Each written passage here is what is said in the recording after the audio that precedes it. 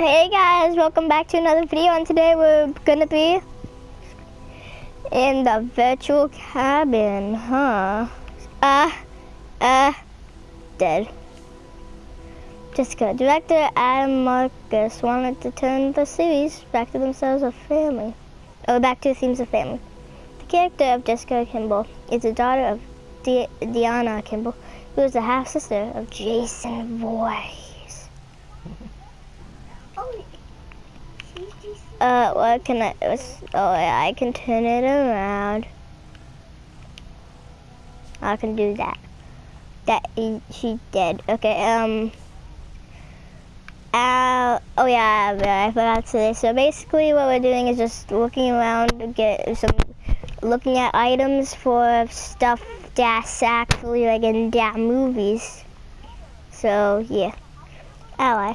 The role of Ally, the tough leader of a biker gang, was played by appropriately named actor Nick Savage. It's a rough movie for Ally.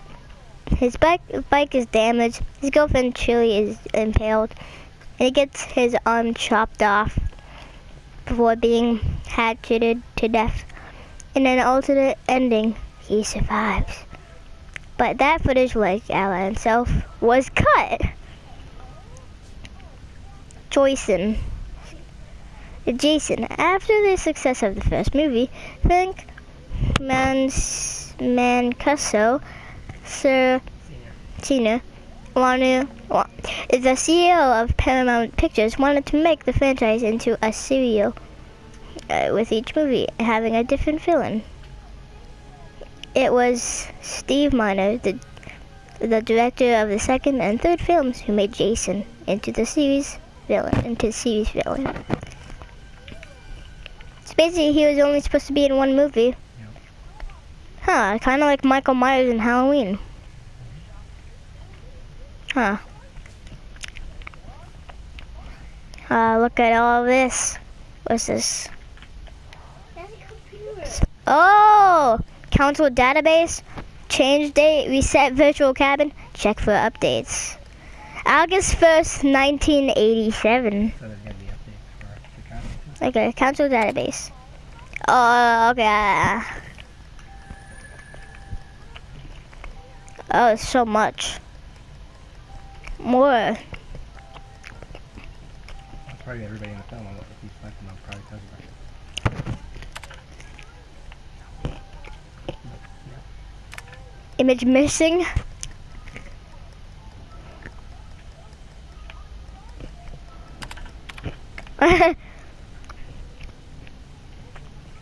Movie on camera.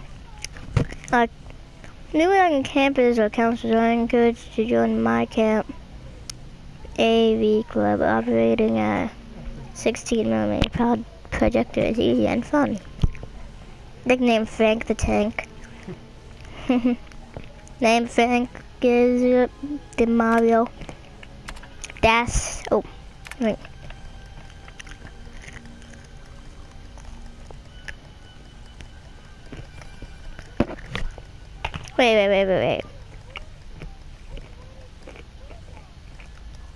I just saw someone named Jason, I think, but I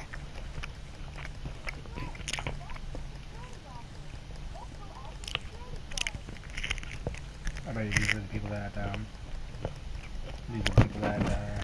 paid for the game. That put their money forward so it could be made. H2O Delirious. Yeah, there, I told you. Name H2O Delirious, nickname H2O. Your camp 1987 message. Welcome to the Delirious Army image mission, because he doesn't have a face reveal. That's the guy that says bad words. He's a cool channel. Is he? Oh, okay, now there's people, I think.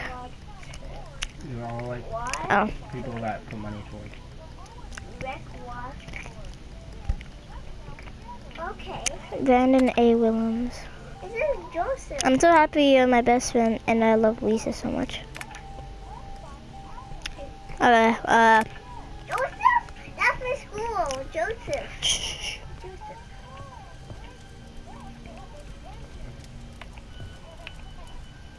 Oh, towel. There's a towel. Double vision. Actress Camila Moore auditioned for the role of Samantha when the filmmakers discovered that she had a twin sister, Carrie. They offered them both the foxy roles of Tina and Terry. This was not the first time Camila and Carrie acted together. They both having already starred in Double Mint Gum commercials. Double mint gum. It shows them on the bike and it's double. That looks like that's Jason. In part 3, Debbie and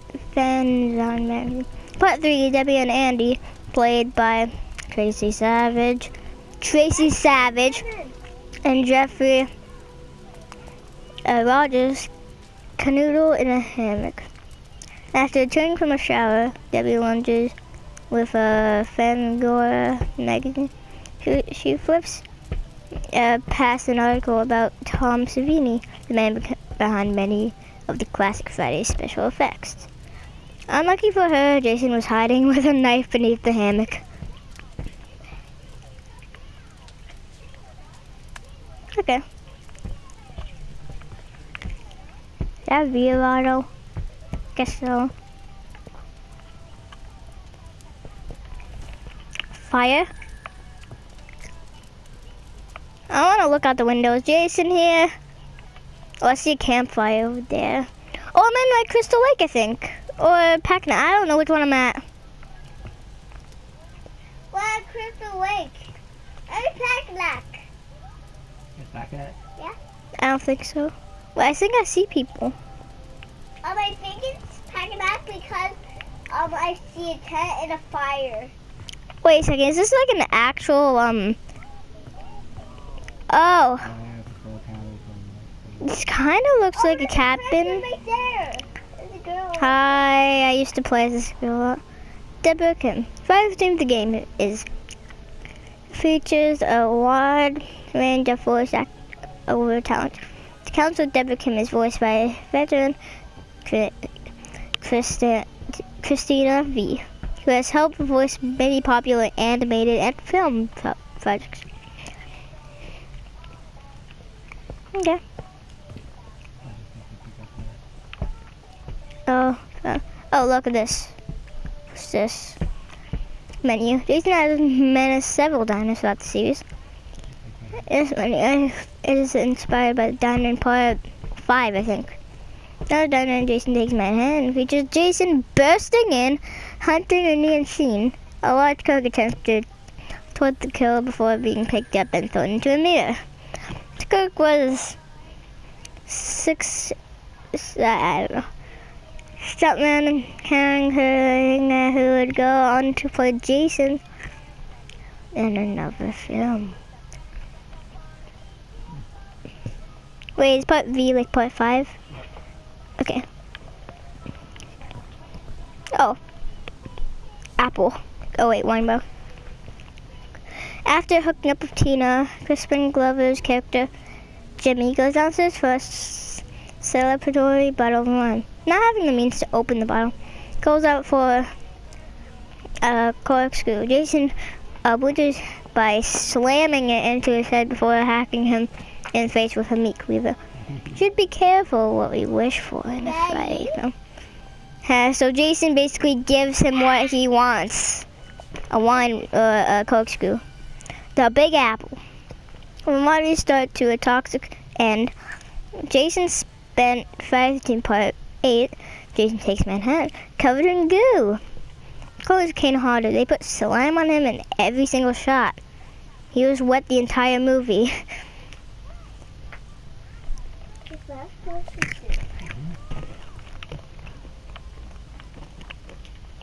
Daddy, can you find the stuff?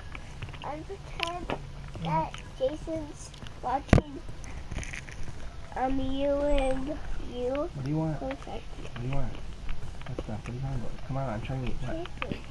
I'm trying. Yeah, I gotta leave to work on it. Oh, I can open this. It's locked. Oh, by the way, it's supposed to be easier this whole from today on to look for Jason, like for like a couple weeks. What was the creepiest part about working on the game? Jason. Oh, for sure, the phone calls. Okay, sorry. Look. That was Or great. Jason. Can you start over, but this time incorporate the question into your answer? My bad, yeah. So the creepiest part about working on this game was I get these weird phone calls to my personal phone. We worked on the game for almost, I think it was about 3 years. And every single Friday the 13th, we would get these calls from someone. At first, I thought it was someone at the studio, Paul or Dan or something, but it had to be like an F-13 fanboy or something. They would use this voice distortion and claim to be Pamela warning us to honor the memory of her son. Sometimes they would just laugh into the phone and hang up, but most of the times they would just, complain about the game taking so long.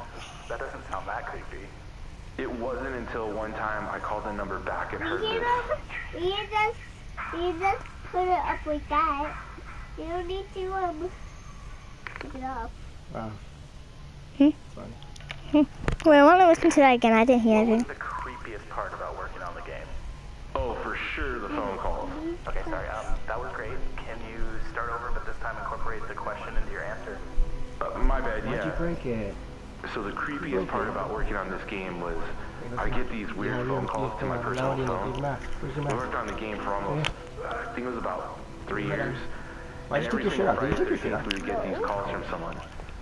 At first I thought it was someone at the studio, Paul or Dan or something, but it had to be like an F-13 fanboy or something. They would use this voice distortion and claim to be Pamela warning us to honor the memory of her son. Sometimes they would just laugh into the phone and hang up, but most of the times they would just, complain about the game taking so long. That doesn't sound that creepy. It wasn't until one time I called the number back and heard this. Yeah, this one is not too bad. Alright. This one's not too I bad. think you're doing it to sit down and watch the game. You can't move. But I want. You don't need socks. We don't have any socks out here. I'm not getting any socks. I'm fine. I'm just getting my food. Fine socks. Okay. Yeah, that's socks.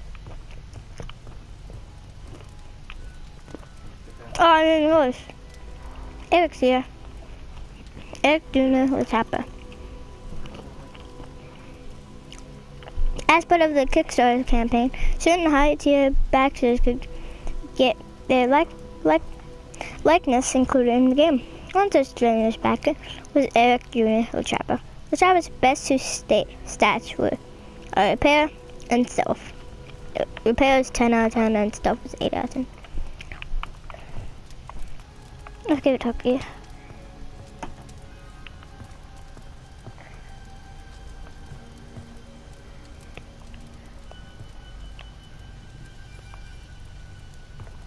Did you go outside? Did you go outside? Did you go outside? Oh no. No, can't. Blue Cap. The song that plays during Christmas Club is Idea Song. Dance is Lion. Love is a Lie. Wait. Can you break through the window? Was. However, during filming, it was AC/DC's Back in Black that was played on set. In an interview, Glover recounts the scene that was the dance. That was the dance I came up with for it. Did not use Back in Black in the soundtrack. It was certainly an unusual way to dance to that piece of music, but the motions of the dance fit properly to that song if Daddy, it I is couldn't see. correctly synced. Okay. Let me out! Actually, no, it's probably a good idea to stay in here. Never mind. The trailer shows you anything. You gotta find 2 masks before the door opens. And you put them on the hanger. Huh? What'd you say? Oh, cool. She's like, about to go in the shower, Mom. And she's just standing there. Jenny Myers. The character of Jenny Myers, known as the girl next door, is voiced by the talented Christina Kleb. Kleb. My co-character, Christina, is a bit of a traveler. Born in New York, Kleb spent her formative years in Germany, France, and Italy. Red bandana.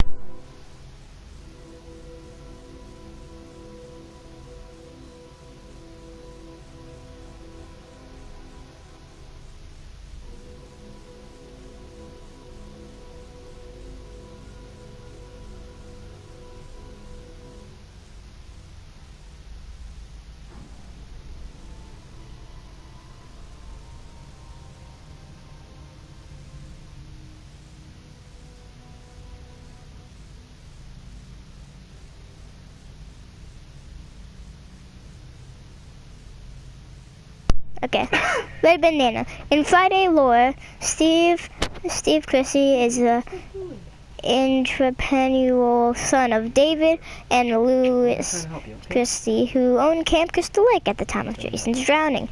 Steve takes it upon himself to renovate the camp and reopen it. By fixing the camp, he draws a murderous era of a killer still reeling in from Jason's death. Who knows if it hadn't been for Steve, perhaps Camp Blood would have remained dormant and the world would have been robbed of one of its great fictional villains. Box. Oh no, Chris. Actress Adana Camille played this scared but tenacious heroine, Chris. She did her own stunts, including the alternate ending when she gets decapitated.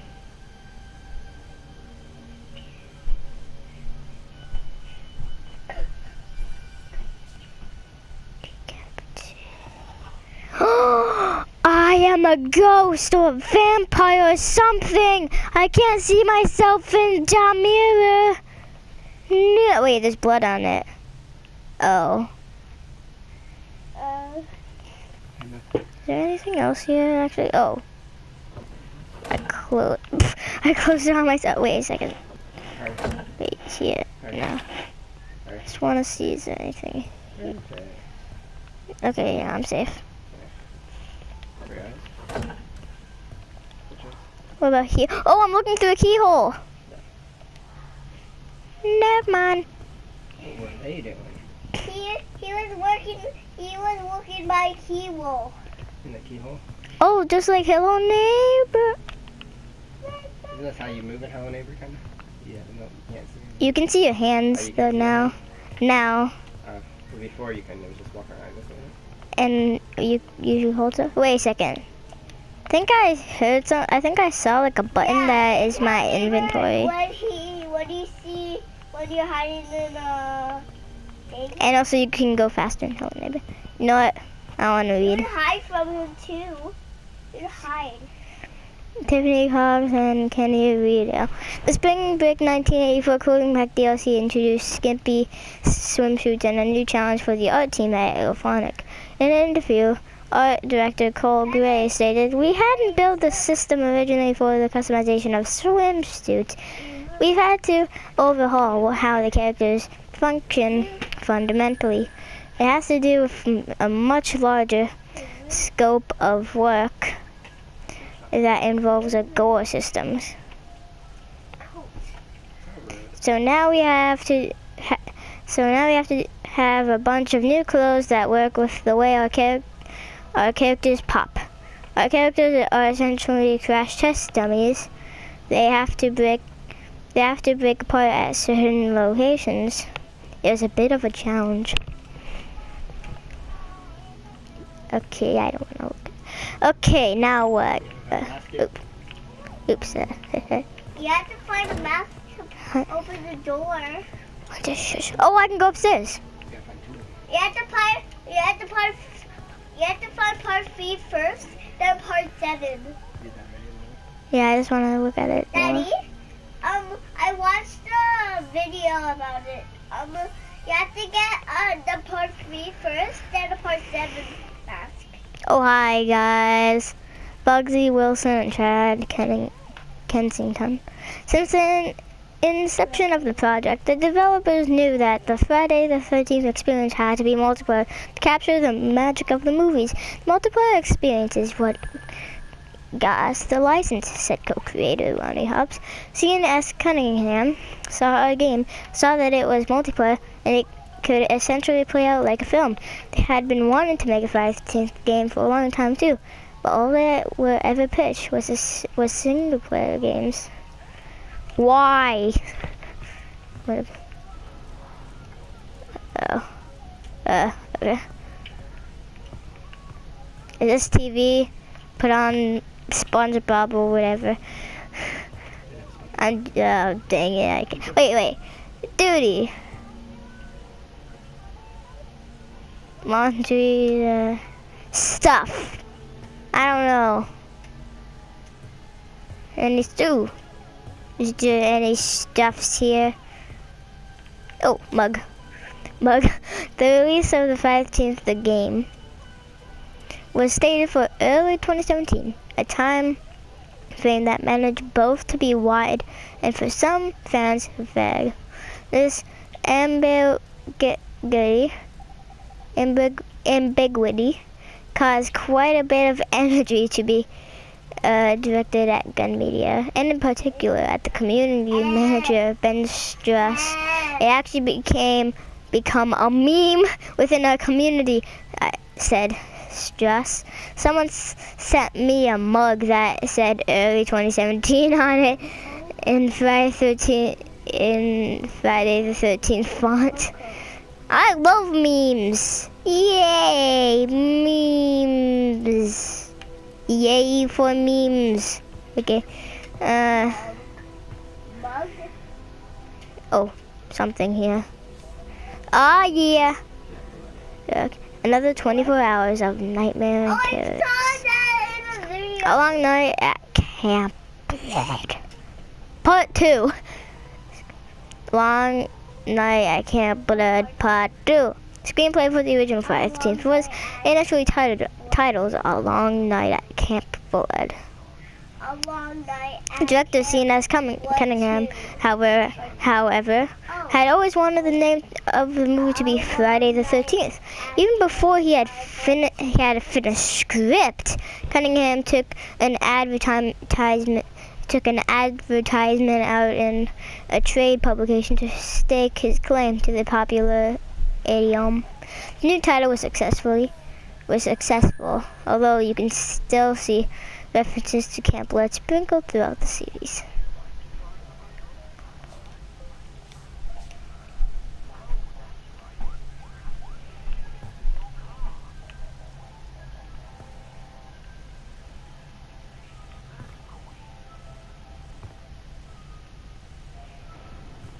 Okay, I guess there's rooms coming soon. Shoot! Chamber of Horrors. Keep out. That means you. Shoot, that's a creepy bunny. That's a key. Oh no, wait, no. The bunny's just wearing shades. That's actually pretty cool. Pillow talk. In part 2, there was much discussion about how the killer should be clad. And ultimately, it was the costume designer who brought up the burlap pillowcase. The headpiece was chosen because it was an item that would have been readily available to the killer. Though it was never well liked by the production crew, it did serve a bridge to the hockey mask.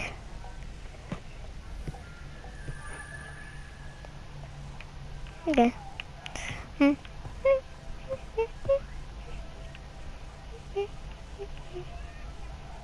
Oh look, it's a poster of New York. Wonder why that's there.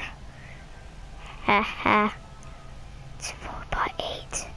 Jason takes Manhattan. Whatever. I'm gonna report. John Shepard played the shell-shocked Tommy Jarvis in the 5th film, A New Beginning. Tommy, psychologically damaged by his run-in with Jason in the final chapter, is sent to a treatment facility called Pinehurst Halfway Home. Shepard took the role seriously, spending a few months volunteering at a state mental hospital to prepare.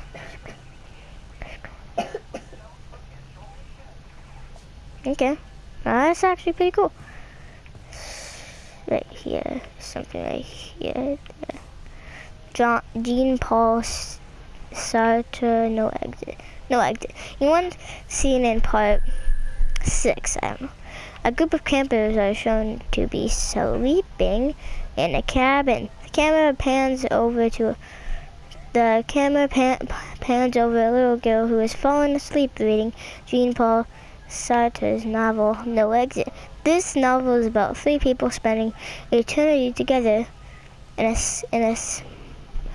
small room and ends with the revelation, hell is other people. Quite an odd book for a child to be reading.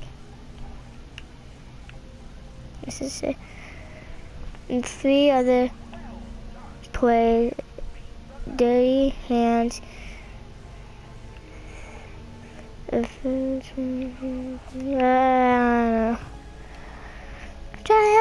Child's Rocking Horse. Child's Rocking Horse, yeah!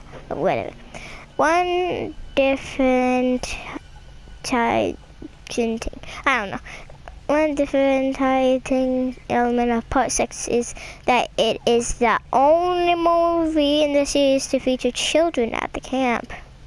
The decision was a purposeful choice on the part of director Tom McElligott to raise the stakes and set the audience at edge.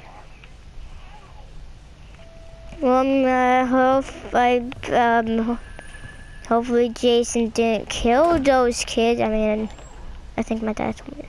Whatever. I don't think they did, so that's good. God statue. Veteran Jason actor Kane Hodder plays 3 roles in Jason Goes to Hell. Not only does he play the titular character, Hodder also plays a security guard who mocks Jason and the gloved hand,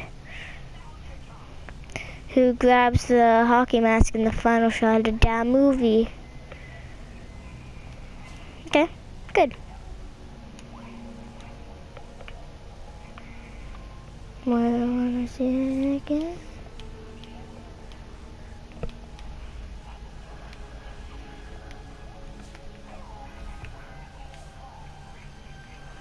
Okay.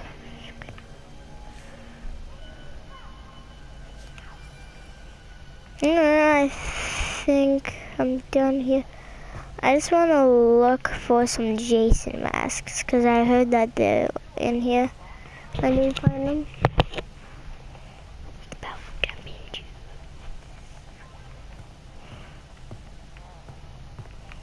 There must be something, just some insights.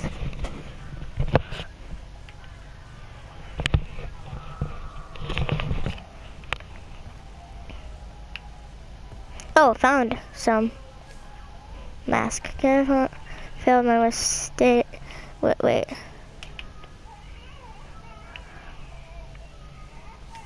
Mask. One of the most emblematic moments of this movie was a scene of Jason in Times Square. Kane Hodder, who played Jason, stayed in character the whole time. There were hundreds of people on both sides of the street watching the filming. With one on both sides of the street watching the filming. With one quick look from Jason, the crowd would scream, cheer, and go wild. Yep, that's true. Corey Feldman was slated to reprise his role of Tommy Jarvis in this film. Unfortunately, being cast in 2 Spielberg movies led to scheduling conflict of compromise was reached in which the child actor would appear, but only in the opening sequence. Director, part 5. On the opening sequence. Director Danny Steinman, Steinman, arranged for the crew to set up in Fieldman's backyard. They put up extra bushes, had a raid machine, and wrapped the shoot in 2 hours. Wait.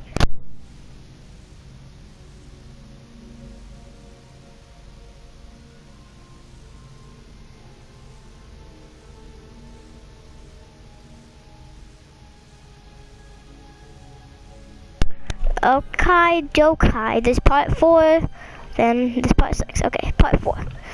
Mask. Tommy's fascination with masks serve multiple purposes in this film. They served as an homage to seminal special effects artist Tom Savini, as well as adding a darker layer to Tommy's character, providing an omen of things to come. According to screenwriter Barney Cohen, they also made a philosophical point about horror, that it is contagious. The horror that Jason depenses can be passed on to anyone. Okay, Mask. This film featured a recast Jason. The filmmakers discovered a 6-inch, I don't know really how to say that, I forgot. 250 pounds nightclub owner named C.J. Graham. Graham was part of a hypnotist stage show whereby a magician would put audience members in a trance and ask them to image they were encountering Jason Voorhees. Graham would dress as Jason and scare them in the middle of the hypnosis. The production team was impressed and cast Graham as Jason for the movie.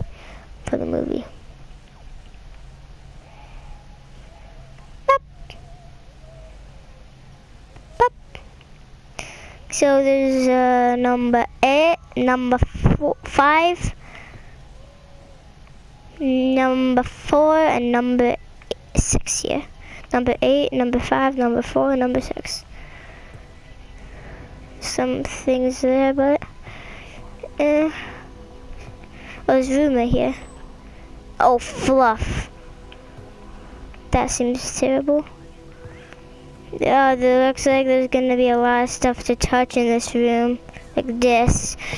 Many kills in this game take their inspiration and origin from the movies. The kill where Jason spears a counselor in the face, for example, is a reference to the VW bug scene with Nancy McGowan in part 6. Oh, there's a dat slogan. Among the most interesting deaths in part 5 was the road flare death. In the scene, 2 greasers,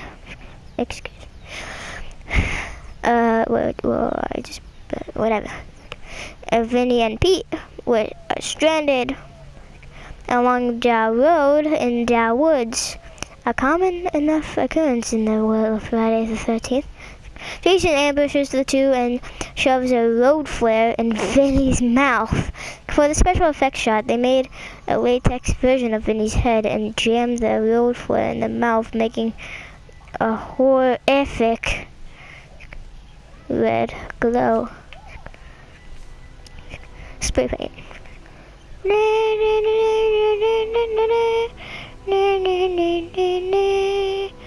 Okay, spray paint. During the sequence where Jason chases Rennie and Sean in the subway car, 2 spray paint slogans are clearly visible. Jason lives and Quayton lives. The first is a tagline of the sixth installment. And the second is a shout out to the band that is a shout out to the band that director Rob Hedden was in as a youth. More spray paint. In the climatic fight of part 6, Jason pulls Tommy down to the bottom of Crystal Lake. Underwater, there is a metal sign for Camp Crystal Lake, with the words blood spray painted over Crystal Lake. It is an homage to the title of the original Friday the 13th screenplay, A Long Night at Camp Blood.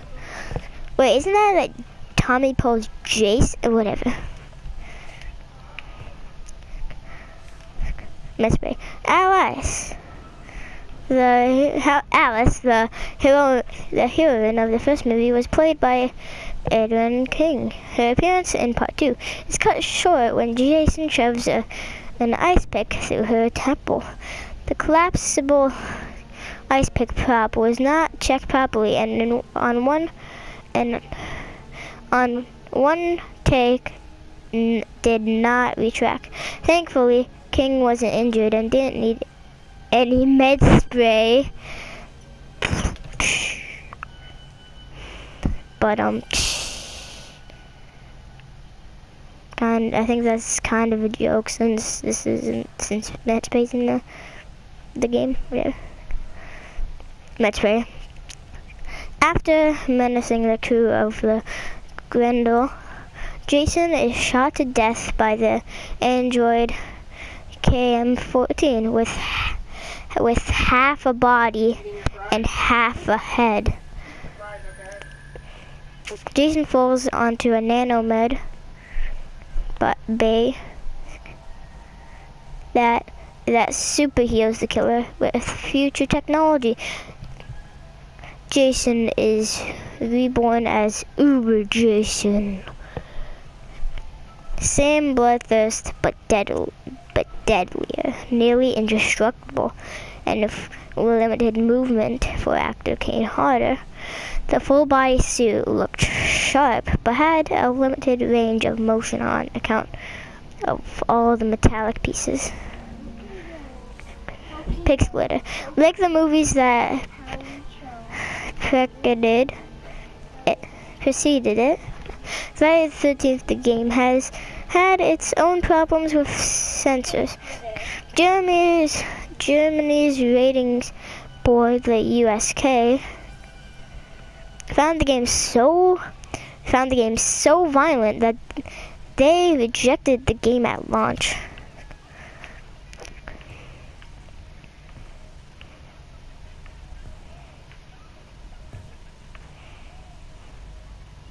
I'm just going to do pocket knife first. Pocket knife. The MPAA Ratings Board, Motion Picture Association of America, and the Friday the 13th franchise has long had a cat and mouse relationship. Director John Carl Buechler has publicly vented his frustration with the amount of footage that had to be cut to attain an R rating. For Buechler, the gore had a purpose, comparing the removal of it to be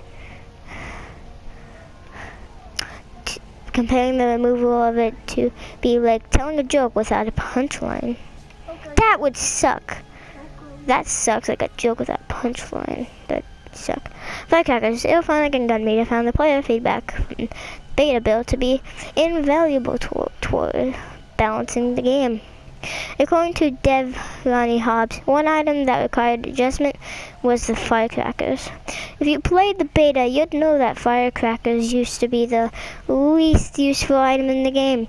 They were designed to be a deterrent to fool Jason. You could throw something down, and if he was using sense, he would see sound pings, and and you could run the other way. Firecrackers can stun him now. Can I, like,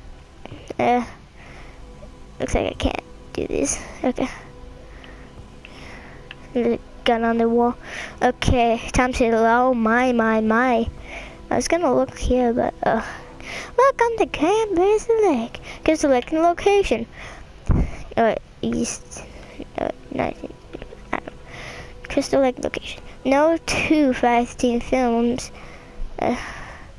No 2 Friday the 13th films. No 2 Friday the 13th have filmed Crystal Lake at the same lake.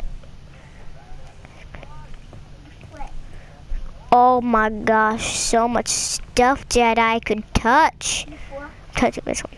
But the jungle gym in the front of the Voorhees residence that Jason and protagonist Stephen Freeman fight on is the same jungle gym Alfred Hitchcock used in 1963 for the birds. Duck. Jason's relationship with animals is undefined. In part 2, Jeff and Sandra discover a dead dog.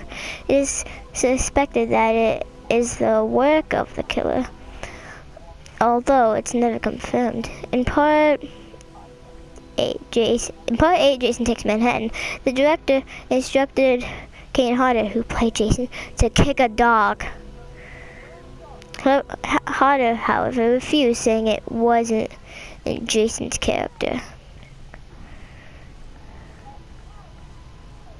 Okay. Sleeping bag.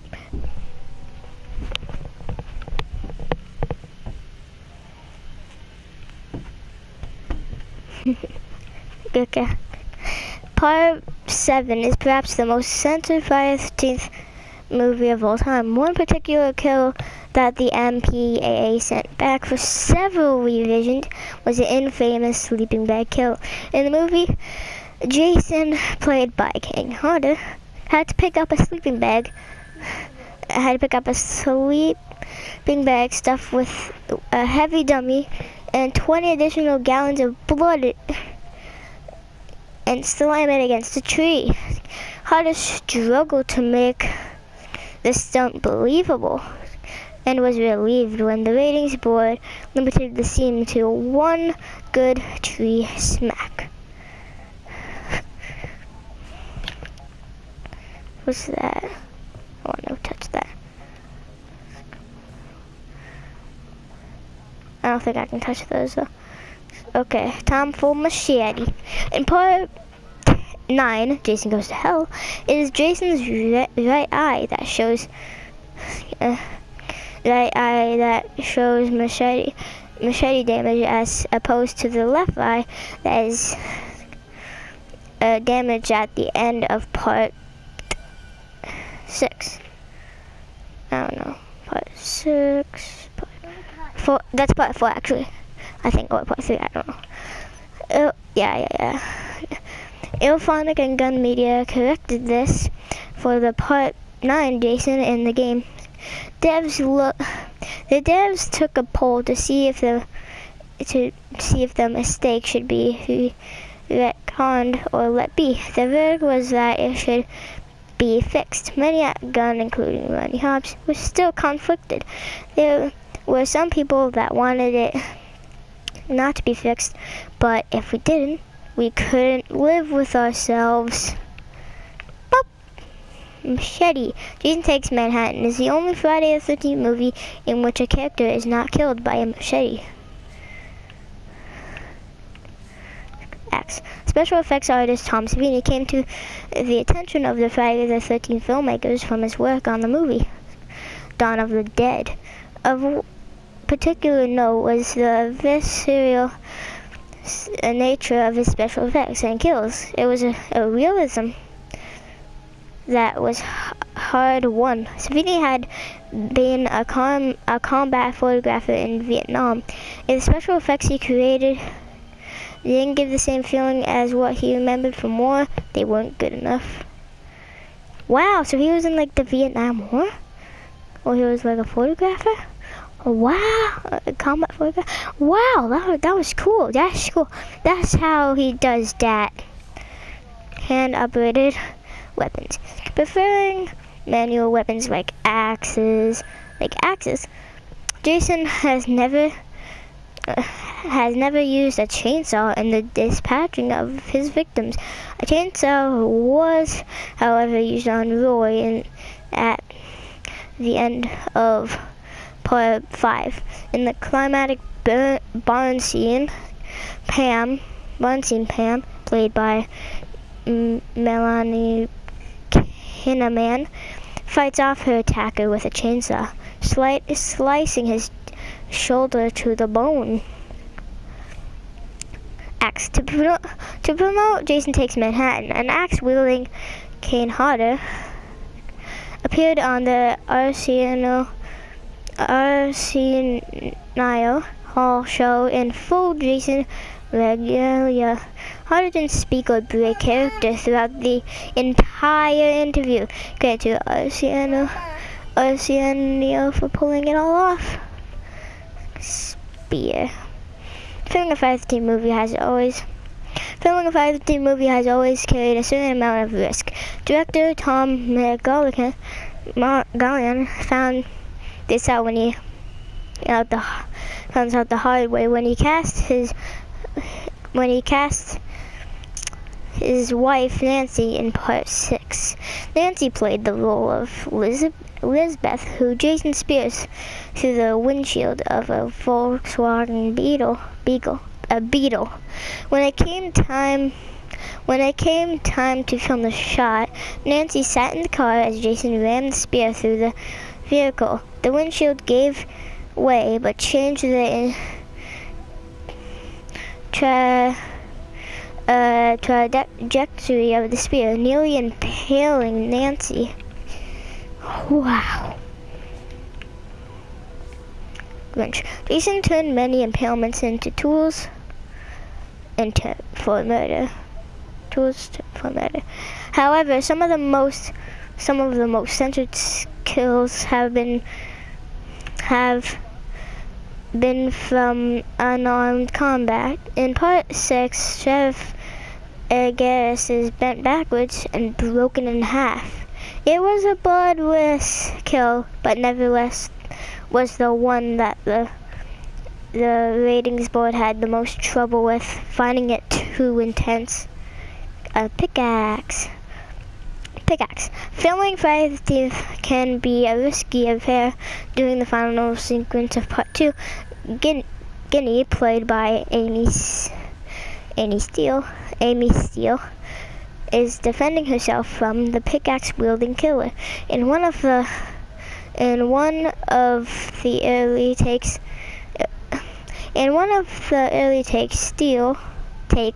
Steele, armed with a machete, sliced stuntman Steve Daskawis's fingers, sending him to the emergency room. Once he returned, Daskawis filmed the remaining takes with a prosthetic covering his hand.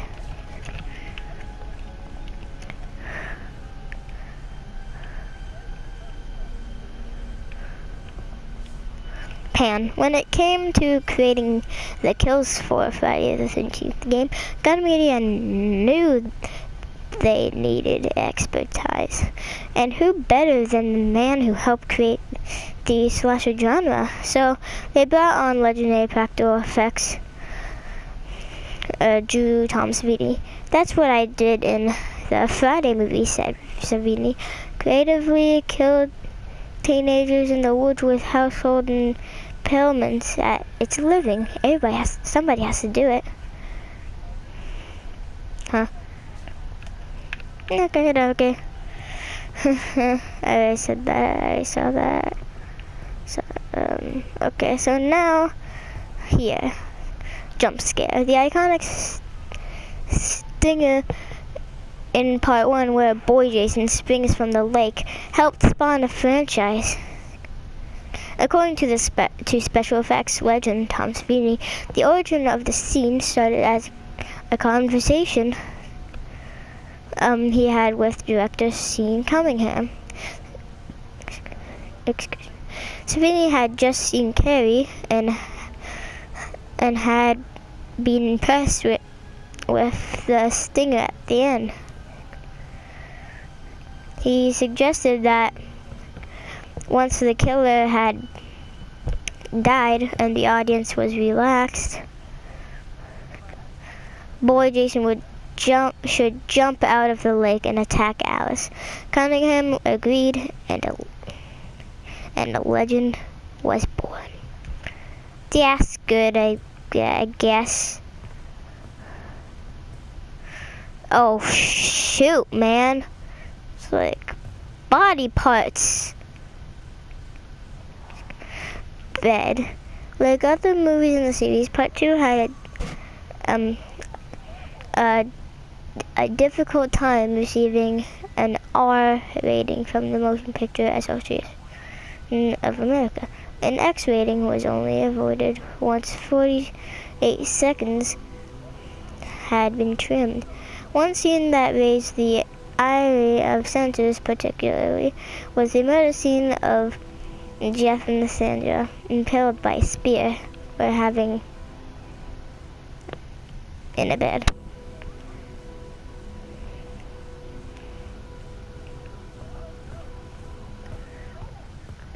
Oh, I already saw this, right? No, I didn't, Flip. If you've been drinking, get behind that wheel. Wait. Don't get behind the wheel. What's this? Tommy Jarvis's desk. The role of Tom Jarvis is one of the few recurring protagonists in the series, showing up in 3 movies, be played by 3 different actors. Young Tommy's interest in masks serves as an homage to Tom Savini. Newspaper. Friday the 13th Part 3 is the first movie in the series to break the date implied in the title. The film picks up the day after the events of Part 2, making it Saturday the 14th. And while there are a few scenes on Saturday,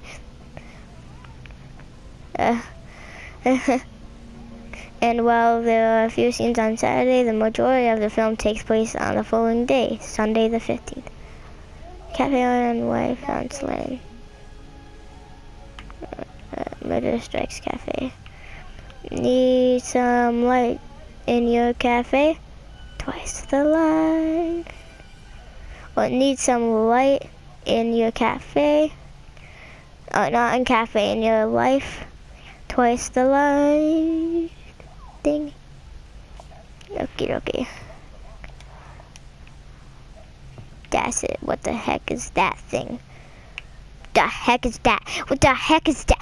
What the heck? Okay, this one looks like a shark, demon, dog thing with hands. I don't know what the heck. This thing looks like a thing that's been destroyed. I don't know what that is. Skeleton.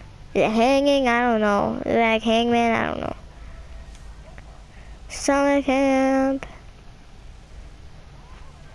A sleeping bag. Your sleeping bag will be a blood bag. Slasher Volume 1 Summer Camp. Even before they had the license, the developers at Gun Media intended to write a love letter to the Friday series and knew they needed the legends to do it. Speaking of the early days, co-creator Ronnie Hobbs didn't mince the words. Our goal all along for Slasher Volume 1 Summer Camp was to get Tom Savini, Kane Hodder, and Harry Manfredini. We knew that we needed those guys aboard. We couldn't do it ourselves. Do do do do do do do do do do do. Can he survive the night? Media. Home video. Horror.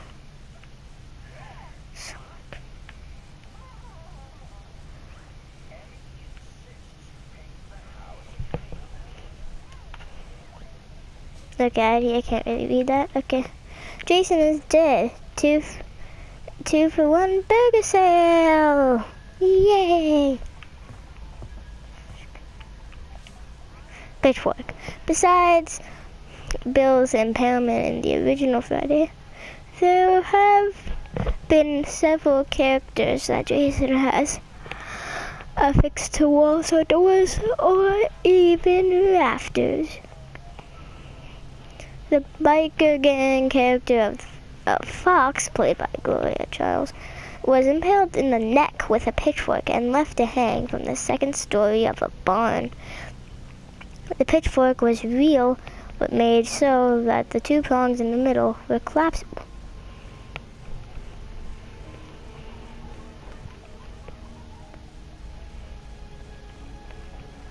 Okay. Why is there like so much of these like safety sign things? I already looked at these. Now I gotta look at this. These. Shoot. Dun dun dun dun dun. Baseball bat. Oh, just bat. Okay, bat. Kane Hodder did the motion capture for Jason's Kills. He is known for his intensity and dedication to his craft. For some of the weapon kills, the MOCAP team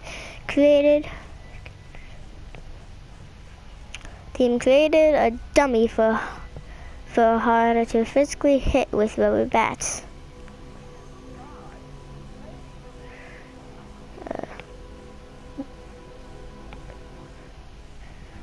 According to developer Ronnie Hobbs, a problem quickly arose. The dummy didn't last a week. Every morning the prop people would be duct taping it back together because Kane would just beat the out of it. Metal Pike. Tom Savini, whose guidance helped shape the kills in 2 Friday movies, as well as Friday the 13th, the game, always anchored his special effects in the real world. It can't be preposterous, said Savini in an interview, because you won't believe it. And while the realness of practical effects come at a cost to time, resources, and ingenuity for Savini, it was always worth it. Did I scare you? That's what I do. Okie dokie. Knife. Throughout his career, Tom Savini has been called many things, perhaps most adoringly the Sultan of Splatter. Dev Ronnie Hobbs gave the rationale of the adulation this way. People always say there's a million ways you